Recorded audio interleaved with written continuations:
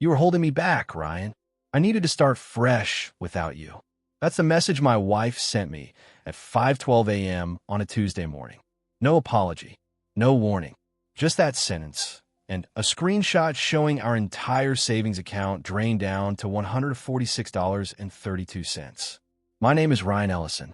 I'm 45 years old, a structural engineer out of Fort Collins, Colorado. I design bridges for a living.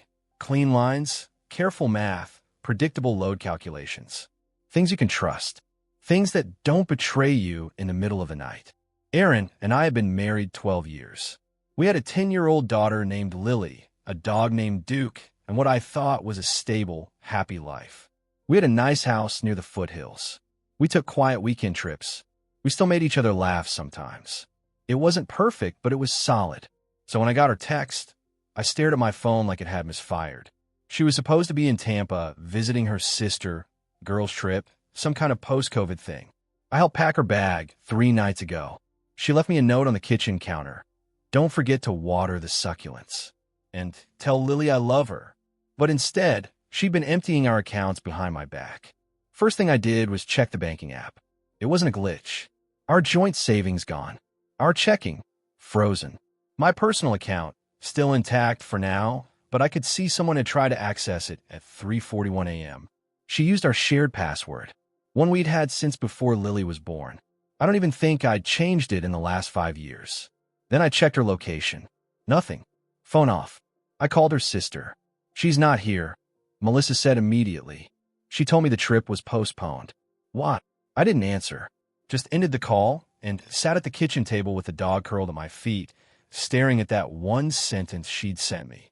You're holding me back. Erin used to say she wanted to open her own interior design studio. Something elevated, she said. She'd been posting more lately. Instagram reels, Pinterest boards, mood lighting, and minimalist spaces. I encouraged it, even helped her build a little website. I never imagined she'd take it this far, or that I was just some launch pad she planned to ditch when it was time to upgrade. I tried to go about my day. I made Lily's lunch, took her to school. I told her mom had to reschedule her trip and was helping a friend in another city. A soft lie. I figured I had 48 hours before I had to explain the truth. Back home, I started digging. I called the bank and froze every shared card and line I could. I filed a report for unauthorized withdrawal, though they were hesitant to classify it that way since the login credentials were clean. They suggested I contact legal counsel. I did more than that. I contacted Nathan Sloan, my college roommate, now a forensic CPA and private investigator. We'd worked on 2 housing development lawsuits together. He knew how to trace money, and more importantly, how to lock things down before they vanished. She planned this, he said flatly after I walked him through the situation. I know. No. I mean, she didn't just move the money. She probably already has another account, business registered. She might even be setting you up for tax exposure if you're not careful. It didn't even sound real coming from him. Nathan had helped clients recover from embezzlement, inheritance theft, even money laundering. Now he was talking about my wife. I'll help you trace it, he said. But first, we need to protect the assets she doesn't know about. I nodded. She's never touched my 401k or the inheritance account for my dad. Good, he said. Let's make sure she never can. That night, after Lily went to bed, I sat alone in the dark and stared at the wedding photo still hanging over the fireplace. Erin's hand was on my chest, her face tilted toward mine like she couldn't imagine being anywhere else. I didn't even cry. I just got cold. There's something about betrayal like this. It doesn't hit like a hammer. It seeps into your bones like a leak in the foundation. Quiet, invisible, but devastating once it's too late to patch. By Thursday, we traced the $78,000 she moved first, not to Tampa, not to anything with her name on it. It was transferred through 3 shell LLCs, one of which was registered to a man named Julian Reese. The name didn't mean anything to me until Nathan dug a little deeper.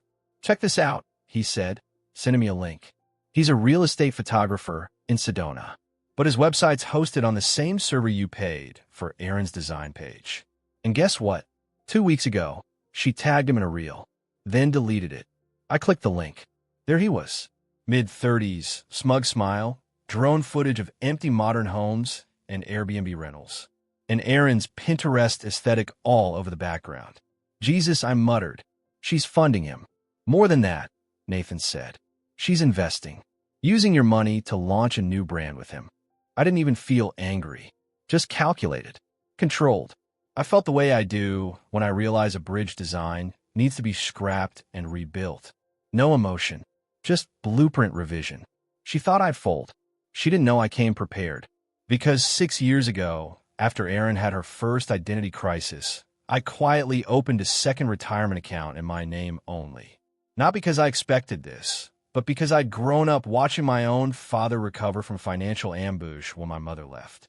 I didn't expect history to repeat, but I wasn't stupid. And Erin, for all her creativity and flair, never read the fine print on our taxes. Never asked about the trust my dad left me. Never knew half of what I built was outside her reach. By Friday, I had 2 lawyers lined up. One for the divorce, one for the financial freeze.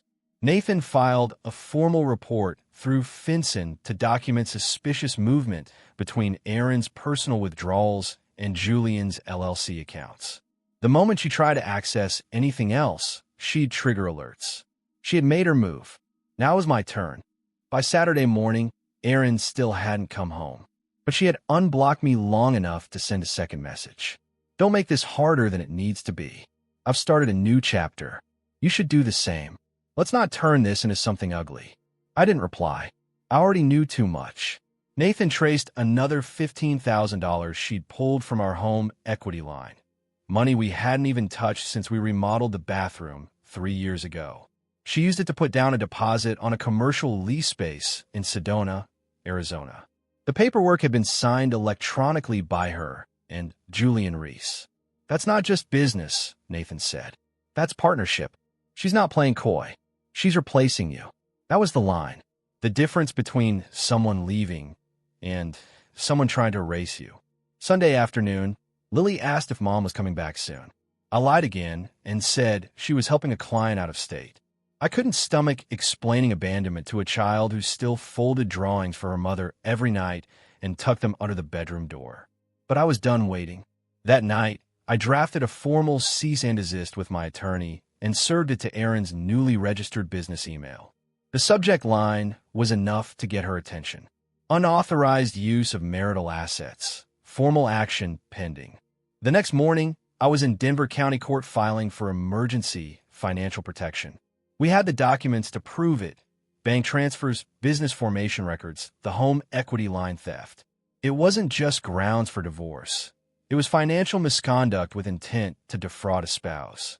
The clerk handed me a stamped temporary freeze order by 11 a.m. I walked out of that courthouse calm, focused, not because I was done, but because now it was official. Erin finally responded 2 hours later.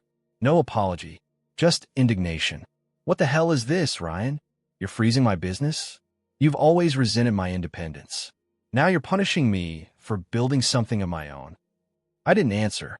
Instead, I took Duke for a long walk through the neighborhood, past the house I had built with my own hands, past the neighbors who waved politely, still clueless, past the elementary school where I dropped off Lily every morning like everything was fine. Because that's the thing about betrayal. It hides behind ordinary moments. That evening, Nathan called. I found something bigger. He sent me an email attachment, a scanned lease agreement for the Sedona property. But this version wasn't just signed by Erin. It had my name forged next to hers. Not digitally, sloppily, almost arrogantly. She listed you as a co-guarantor, he said. That space? If they default, the owner will come after you too. My stomach dropped. Can you confirm it's forged? He paused. We'll have to compare it to documents you've signed legally. But yeah, this wasn't done by a bank. This was faxed, slipped through a lazy notary. It's a criminal offense if we push it. My hands clenched into fists. She hadn't just left me.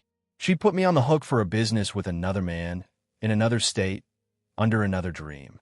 That night, I took the wedding photo down from the fireplace. Not with anger, just purpose. I wrapped it in an old towel and put it in the attic. Alongside it went the anniversary cards. The shell necklace I bought her in Tulum. The scrapbook from our 5th year. Every piece of that history was like a quiet bruise. Not bleeding, but sore. Then I call my lawyer. I want everything documented, I told her. The forgery, the transfers, the co-signing. I want it ready before she realizes what's happening. She agreed. We'll send her a settlement proposal within the week. If she pushes back, we'll go to court. She will, I said. She thinks she can bluff her way through this. But Erin had made one mistake. She thought I would break quietly. The next morning, she showed up. Not at the house, not at Lily's school, but at my office.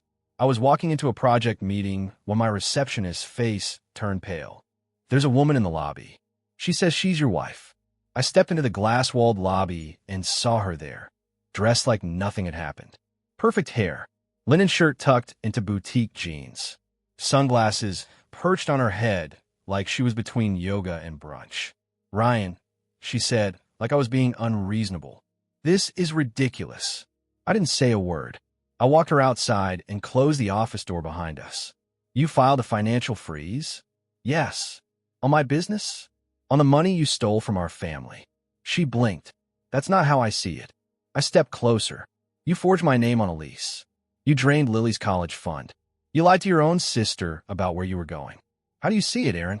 She looked away, just for a second. I needed a clean break, she whispered. I couldn't be stuck in Fort Collins forever. You were safe, Ryan, but I felt dead inside. I didn't yell. I didn't accuse. I just handed her a sealed envelope. What's this? Settlement offer. It's fair. More than fair. She looked at it like it was poison. You can't do this without a fight. I stared right at her. You already fought. You just didn't realize I'd fight back. And then I walked away. That night, I found Lily asleep on the couch, clutching a sketch pad. A drawing of our family, me, her, and Duke. Erin wasn't in it. Not even in the background. That told me everything I needed to know about how this ends. By the time my attorney filed the court petition, Erin was already playing defense. She must have sensed something was coming because she went quiet. No more text messages, no more surprise visits, just radio silence. But her silence didn't mean she'd given up. She was shifting strategy. 3 days later, her lawyer finally responded. Not with an apology, not even a negotiation, just a formal rejection of the settlement. Ms. Fulton believes she's entitled to half of all marital assets, including any funds used to support future business development, the letter said, as if what she'd done was some noble entrepreneurial risk. My attorney glanced up from the page with an expression I recognized from the courtroom, when something looked open and shut, but the opposing side hadn't figured it out yet. They don't know what we have, she said simply. They still think you're going to roll over. I nodded, and for the first time since Erin left, I smiled. Let them walk into court blind. Over the past 2 weeks, Nathan and I had built a case more solid than the foundation under our old home. We'd uncovered the forged lease documents that listed me as co-guarantor on a commercial space in Sedona, complete with a fake signature. We had location data showing that the money she withdrew didn't go toward any family needs, but straight into a private LLC she formed with Julian. We tracked IP addresses, traced transaction metadata, and pulled up enough cross-reference to prove intent, not mistake. And then Nathan found the final crack in her plan. She used the LLC's business card to pay for a photography retreat in Tulum, he told me one evening over the phone. Nearly $7,000. Booked the day after she cleared your accounts. Same date, she lied to you about being with her sister. Let me guess, I said. Julian was there too. First-class flight. Suite booked in his name.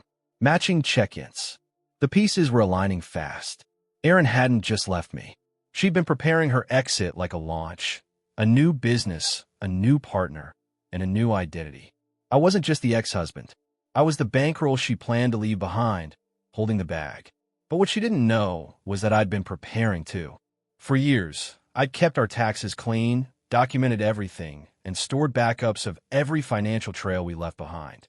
Not because I thought she'd do this, but because I'd watched what happened to people who weren't prepared when someone they trusted turned on them. The court date was set for Monday morning. It wasn't a trial, just a formal hearing to determine whether a financial freeze would hold and if the divorce process would move under the shadow of legal misconduct. That morning, I wore a clean, charcoal gray suit. No theatrics, just structure. Erin showed up late, wearing designer heels and a muted beige outfit like she was there for a brunch deposition. Her lawyer, some firm guy from Boulder, looked confident until he was handed the full discovery packet my attorney had assembled. He didn't even make it halfway through before requesting a recess. During the break, Erin approached me in the hallway just outside the courtroom. She looked smaller somehow, despite the 6-inch heels. "Ryan," she said softly, "is this really who you want to be?" I kept my tone even. "Prepared?" "Yes. That's who I've always been. You just thought I was too comfortable to fight back." Her mouth twitched like she wanted to say something cruel, but instead, she looked down at her shoes. "I didn't mean for this to go this far. But you meant to leave. You meant to drain the accounts. You meant to lie to Lily and to me. So, how far were you willing to go exactly?" Her jaw clenched, and for the first time since she vanished, I saw something break through her polished exterior. Regret. Or maybe just fear. We returned to the courtroom, and the judge walked in holding a copy of our file. He had the look of someone who'd already made his decision. "Ms. Fulton," he said carefully, "I've reviewed the exhibits presented, and I see significant discrepancies between your filed statements and the financial records submitted. These include unauthorized account withdrawals, evidence of forgery, and the transfer of joint marital assets into a separate entity without disclosure." Erin sat stiffly. Her lawyer leaned in and whispered something. She didn't respond. The judge continued, "Unless you're prepared to pursue this through a formal evidentiary hearing, which, I must advise, may result in criminal consequences, I suggest you reconsider your response to the settlement." The words landed hard. I watched Erin's eyes dart between the judge and her attorney. Her confident posture had vanished. The silence dragged on long enough to feel like a verdict. Finally, her lawyer stood. "We'll accept the original settlement proposal, on the condition that no criminal charges are pursued." The judge turned to me. "Mr. Ellison?" I kept my hands folded. "I'm not interested in revenge. I'm interested in closure." "Then it's settled," the judge said and banged the gavel once. That was it. 12 years gone in 12 minutes. I signed the papers without shaking. Erin took her copy and left quickly without a word. I waited 5 minutes, then walked out into the autumn air and finally let my shoulders fall. Outside the courthouse, a breeze moved through the trees. The city buzzed around me like nothing had happened. But something had. I wasn't married anymore. I wasn't anyone's stepping stone. I wasn't holding anyone back. That night, Lily fell asleep on the couch while we watched a movie. I wrapped her in a blanket, tucked her stuffed giraffe under her arm, and turned out the lights. She didn't ask about Erin. She didn't mention her mother at all. I stood there for a long time, staring at my daughter, this living, breathing reminder of what I'd still managed to protect. And for the first time in months, I let myself feel something heavier than anger. Relief. The week after the court hearing was quiet. Not peaceful. Not yet, but quiet in the way a room is after something breaks. You hear every creak in the floorboards, every hum of the fridge. Your life starts speaking to you again once the noise of someone else is gone. Lily stopped asking about her mom by day 4. That was harder than I expected. At first, I thought it was a good sign. Less crying, less confusion. But there's something hollow about the way a child forgets to ask. Like part of them already knows that asking won't bring anything back. I picked her up from school, made dinner every night, and read through 3 bedtime books instead of 1. Duke followed me everywhere, sensing I was still floating, not fully anchored. Some nights I woke up at 3 a.m. in a cold sweat with her name in my head. Other nights, I slept through till sunrise and didn't think of her at all. On Saturday, my brother Mason stopped by. He hadn't said much during the divorce. We're not the heart-to-heart type, but he brought over a 6-pack and a socket set like it was just another weekend. "You need help fixing that busted fence?" he asked. I didn't, but I said yes anyway. We worked in silence for a while, tightening bolts, digging new posts. Finally, he said, "You okay?" "No," I said, "but I'm better." He nodded like that made perfect sense. And maybe it did. Later that night, I opened a drawer I hadn't touched in months. Inside were all the things Erin hadn't bothered to take. Cards from our anniversaries, a silver necklace I gave her on our first real vacation, a photo strip from a county fair. I stared at them the way you stare at burnt wood after a house fire. Not angry, not nostalgic, just stunned by what's no longer usable. There's no ceremony for moving on, I realized. No bell that rings when you stop loving someone who gave up on you first. You just stop checking for their name in your inbox. You stop waiting for a knock on the door. You stop trying to explain it to yourself. The next week, I received a letter from her lawyer. Not a threat, just a formal note requesting final signatures and confirmation that no further action would be taken regarding the forged documents. I signed. I let it go. Because here's the truth. I didn't want to destroy her. I wanted her to see that I had been everything she needed, and she still walked away. That's a lesson she'll carry a lot longer than any court ruling. But just when I thought it was over, Aaron reached out again. No lawyers, no conditions, just a text. Lily's birthday is next month. I'd like to fly in. Maybe we can talk. I stared at the message for a full minute. Then I replied, "You can come. For Lily." That's it. She didn't respond. On the morning of Lily's birthday, Aaron showed up on time. She brought a gift, a fancy art set, and hugged her like nothing had happened. Lily smiled politely, but she didn't jump into her arms. She didn't scream "Mommy" like in the movies. She just said thank you and went back to showing her friend how to build a Lego horse. Erin stood in the corner with a paper plate in her hand and watched the party unfold like a stranger. She didn't try to make conversation. She didn't pull me aside. She just observed. After the guests left and Lily was busy opening presents, Erin finally spoke. "You did a good job with her." I nodded. "She's a good kid." "I'm sorry," she said, not making eye contact. "For what I did. For how I left." "You're not sorry," I said. "You're sorry it didn't work out the way you thought it would." That made her flinch. "I thought I was supposed to be more," she said softly. "And you made everything so predictable." I looked at her then. Predictable isn't the enemy. Safe isn't boring. You had a man who would have gone broke, making sure you never worried. You had a life most people pray for. And you threw it out because you wanted an aesthetic. Erin's voice cracked. I was scared. "No, you were selfish," I said. "And you gambled wrong." She wiped her eyes and said nothing else.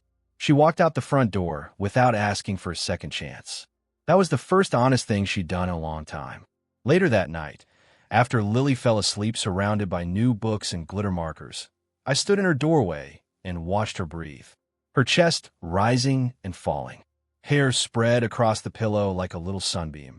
I thought about the man I used to be, the husband who tried too hard to be dependable, who mistook stability for permanence. And I thought about the man I was now, quieter, stronger, no longer measuring his worth by someone else's ambition.